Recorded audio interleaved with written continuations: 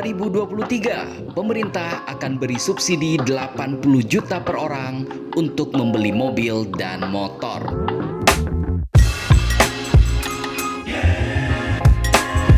Kendaraan memang telah menjadi salah satu kebutuhan pokok kita semua. Seiring dengan kebutuhan untuk mobilitas yang semakin tinggi, banyak aktivitas di luar rumah yang membutuhkan pergerakan yang serba leluasa, serta transportasi umum yang kurang mencukupi untuk kebutuhan transportasi dari satu tempat ke tempat yang lain. Namun salah satu tantangan terbesar dalam memiliki kendaraan, baik itu mobil ataupun motor, adalah harganya yang masih tergolong tinggi bagi sebagian besar masyarakat Indonesia. Betapa tidak, dengan jumlah penduduk hampir 280 juta orang, ternyata jumlah mobil yang ada di Indonesia hampir-hampir sama dengan jumlah mobil yang ada di Malaysia. Padahal, Malaysia memiliki jumlah penduduk yang hanya 32 juta orang atau hanya sekitar sepertujuhnya penduduk Indonesia. Dan untuk membantu pemecahan permasalahan tersebut, pemerintah Indonesia berencana untuk memberikan subsidi yang cukup besar bagi masyarakat untuk membeli mobil ataupun motor di tahun 2023 mendatang.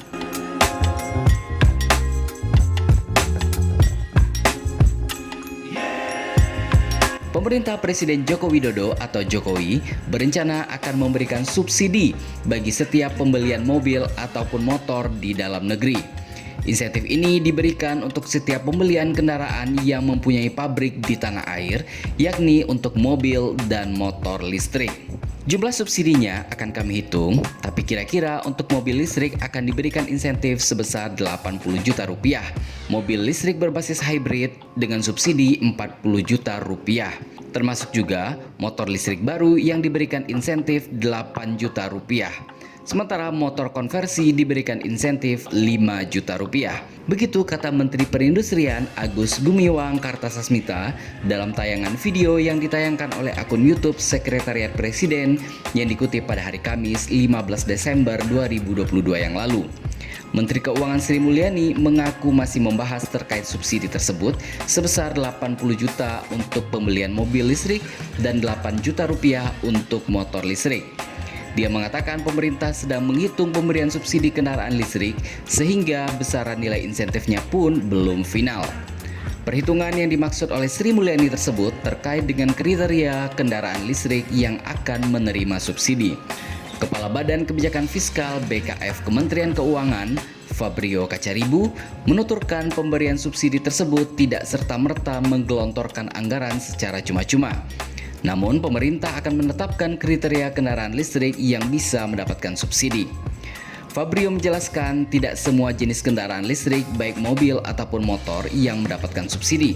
Namun, Fabrio mengatakan kendaraan listrik yang dapat diberikan subsidi harus diproduksi di Indonesia.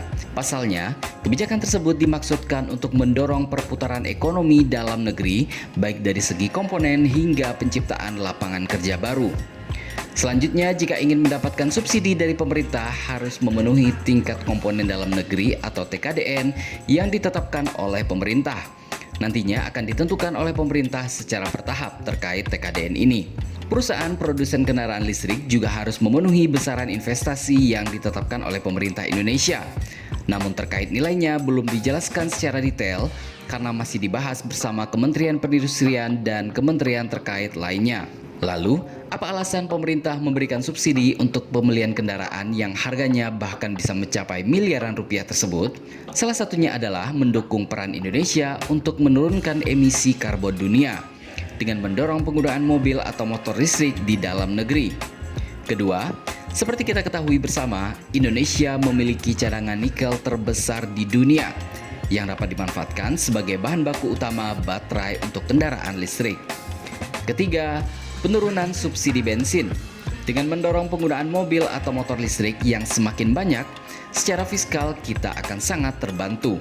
Karena subsidi untuk kendaraan berbasis bensin otomatis akan semakin berkurang. Keempat, dengan pemberian subsidi ini diharapkan bisa memaksa produsen mobil ataupun motor listrik di dunia semakin cepat merealisasikan investasinya di Indonesia. Kami melihat ini sangat penting dan Indonesia belajar dari negara yang relatif lebih maju dalam penggunaan kendaraan listrik. Contohnya Eropa, mereka lebih maju dalam menjual mobil dan motor listrik. karena pemerintah hanya memberikan insentif. Tiongkok pun juga memberikan insentif dan kebetulan kompetitor kita, Thailand, juga memberikan insentif bagi perusahaan-perusahaan mobil dan motor listrik di negara tersebut. Begitu pungkas Agus. Seperti diketahui, saat ini Indonesia baru memiliki 2 pabrikan mobil listrik, yaitu milik pabrikan Korea Selatan Hyundai dan pabrikan Cina Wuling.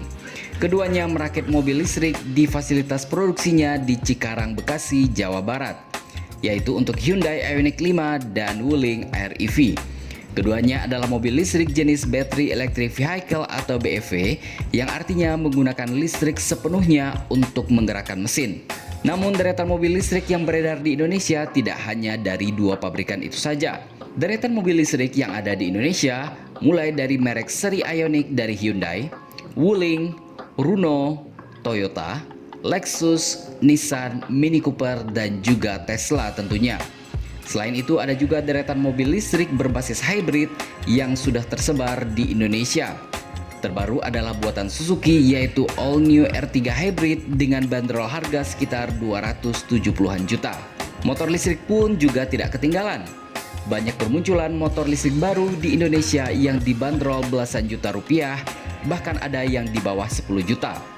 Motor listrik dibanderol mulai dari harga kurang dari 10 juta milik Uinfly, disusul merek Polytron di harga 16 jutaan, VR dan Davigo di rentang 18 jutaan, Celis di rentang 22 hingga 28 juta, Gesit di harga 28 juta, dan Alpha One di harga 34,5 juta yang merupakan seri motor listrik paling mahal yang ada di Indonesia saat ini.